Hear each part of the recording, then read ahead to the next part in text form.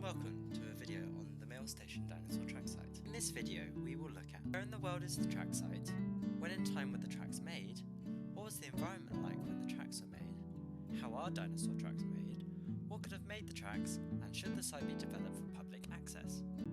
They're located in the US in Utah, in between a town called Moab and a town called Monticello. Here you can see a video of the tracksite. It is 100 to 150 metres away from the road and borders private land. Here's an example of one of the tracks. The tracks are dated to the lower Jurassic, shown here. Now we'll look at something called stratigraphy. Stratigraphy is the study of the layer of rocks. It can tell us a lot about where in time the site sits as well as the environmental context in which the site was formed. Different types of rocks can be represented here, for example, like sandstone that can be seen here. The site is found within the Navajo Sandstone Formation. It's located 22 metres below the top of the Navajo Sandstone Formation as well. The sandstone found at the site is poorly sorted, which could suggest low energy flowing water. Because there are tracks found at the site, it would have to be shallow water, so the dinosaurs could leave tracks. Now looking at how dinosaur tracks are made. Dinosaur tracks are made by the dinosaur making the track, then slowly over time the sediment fills in the tracks. Over time the layer of sediment over the tracks is increased and the sandstone hardens, preserving the track. In the present day the sediment on top has been eroded, exposing the tracks that we can see today.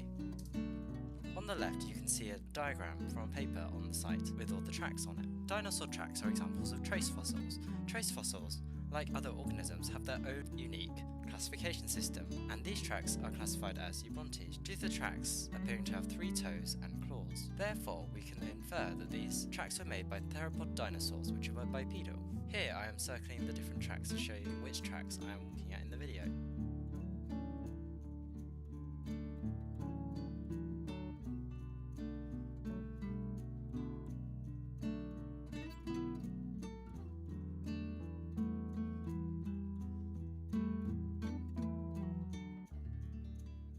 Here is another line of tracks, with me circling on the diagram again.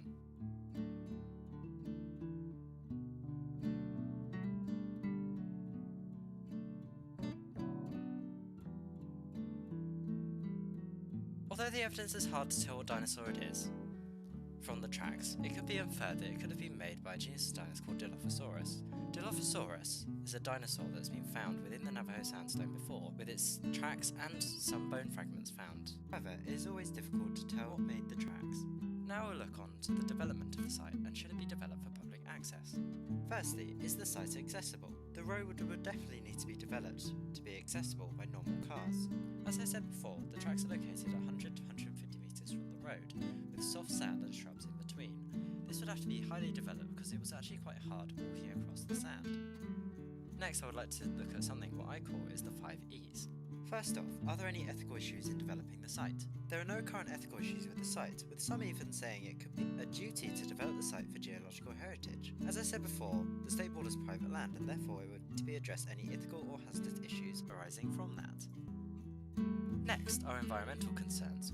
You need to have a look at the environmental concerns of the site, such as doing a survey to make sure that developing in the area would not cause environmental damage. Next up, what is the educational value of the site? Since 2017 the site has been used as an educational tool, so why not open it up to everyone? We need to preserve the site. One way we can tame the site is a walkway over the top, such as the one here. However, environmental concerns could cause an issue. The tracks of the Copper Ridge Dinosaur track site are really hard to read, and therefore may have less educational value. Going and looking at actual track site can be really beneficial for learning. I know I learned a lot when I went there. Here is a 3D model I created of one of the tracks, using a process called photogrammetry. It could really be useful as an educational tool. This is just of one track, but a 3D model could be made of the whole track and be made accessible online for educational use. Linking to education, is the site engaging and exciting? Well, dinosaurs are cool, aren't they? The public love dinosaurs, and with the near Moab getting lots of tourism around dinosaurs, they'll have no problem in getting visitors. Engagement also links to the final point about economics. Is the site worth investing in? And my answer is yes, due to the tourism it would generate and bring in money for the local businesses.